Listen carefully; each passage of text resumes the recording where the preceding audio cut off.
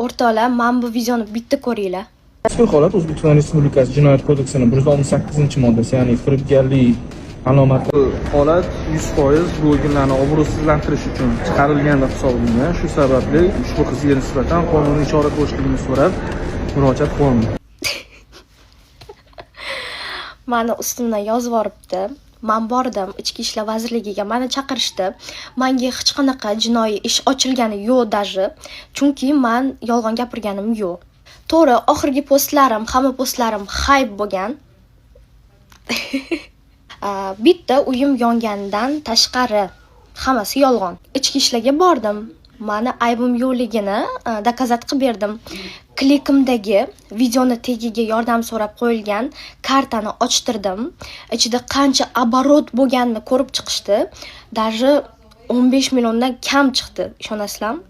И вот, o'shani men dokazat qilib berdim. Даже Ichki ishlar vazirligi uyga keldi. Uyi remont bo'layotganini, ustalar borligini ko'rib, oyim bilan salomlashib ketishdi. Menga уже baribir, chunki men ichki ishlarga borganimda meni tarafimni olishdi. Menga yoqmaydigan videolarni blogerlarga hammasiga telefon qildi, chaqirishdi, videolarini o'chirib tashashdi. O'chiradi ham. Yana men yoqmaydigan bir ikkita videolar bor, o'shalarni ham etaman, ularni ham o'chirtirg'izadi. Ну, zato epladim. Butun O'zbekistonni ovozidaman. O'zi hype bu internetda hammani ovozida bo'lish, hamma gapirish. Internetda prям hamma gapirish bu hype deyiladi. Chunki televizorda chiqibman. Mayli, u ham mayli. Qozog'istonni yengiligida chiqibman-da. Men просто shok.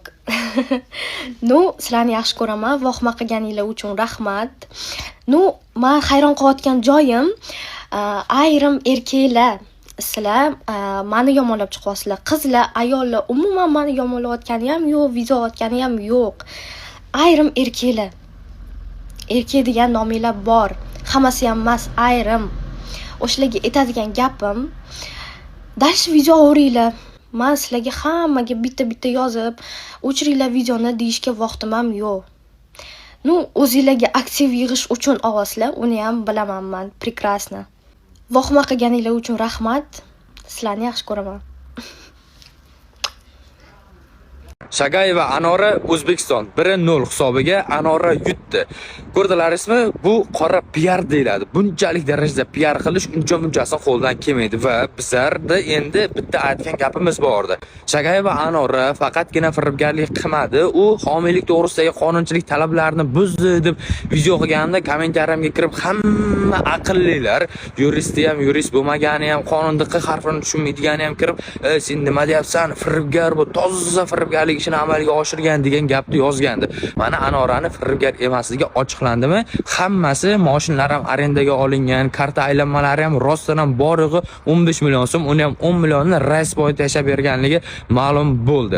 Hurmatli fuqarolar, endi bitta narsani sizlarga aytib o'tib ketaman. Yurist Muzaffar bilmasa bitta narsani gapirmaydi va ikkinchisi firibgar degan so'zga to'xtaladigan bo'lsak, sud agar rostdan ham firibgarlik harakatini, jinoyatini sodir qilgan shaxs uchun hukm o'qimasdan turib, uni agar siz firibgar deydigan bo'lsa, sizga nisbatan javobgarlik belgilanadi. Shagayeva Anorani endi bitta huquqi bo'ladiki, uni butun O'zbekiston firibgar dedi.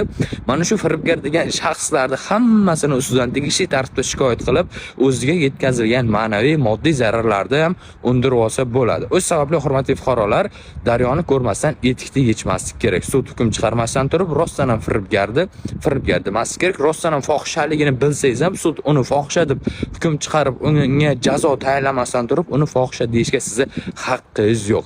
Videoni barcha yaqinlaringizga, mana shunday huquqlarni bilmaydigan tanishlaringizga yuborib qo'ying. Juda ham bunaqa masalalarda ehtiyot bo'lishligini so'rab qolamiz. bilan suhbat o'tkazilgan. Aynan o'zini podpisчикini oshirish maqsadida ijtimoiy tarmoqda moddiy bir ma'lum manfaatga ega bo'lish maqsadida bu ishni amalga oshirganligini aytgan. Lekin hozirgi kunda bizda u ayolni harakatlari ustidan murojaat kelib tushmagan hozirgi vaqtga qadar. Agarda murojaat kelib tushadigan bo'lsa, uni harakatdan norozi bo'lib fuqarolar o'zini demak qandaydir moddiy manfaatlari buzilganligi haqida murojaat kelib tushsa, biz albatta bu bo'yicha ko'rib chorasini ko'ramiz. Lekin aynan hozirgi vaqtga qadar u bilan faqatgina tushuntirish ishlari olib borilib va demak bunday tadbirlar jamoatchilikni sun'iy shov-shuvga sabab bo'lishi va keskin salbiy munosabatiga sabab bo'lishi haqida tushuntirishlar olib borildi. Kia kompaniyasi sizlarni insofinglar bormi? Men bu gapni nimaga aytyapman? Chunki O'zbekistonda, даже butun Osiyoda Kia kompaniyasini eng zo'r reklamasini men qildim, to'g'rimi? Men Kia'ni videosini qo'yganimda, K5 videosini qo'yganimda to'g'ri reklama bo'lgan, lekin ular menga pul berishmagan. Mening murojaatim, sizlar menga K5 podarka qilinglar. Sizlardan nima ketdi? Editorlar, men gapirgan videoni hammanglar edit qilib chiqazinglar. Chunki Kia'ni eng katta marketingini men qilib berdim.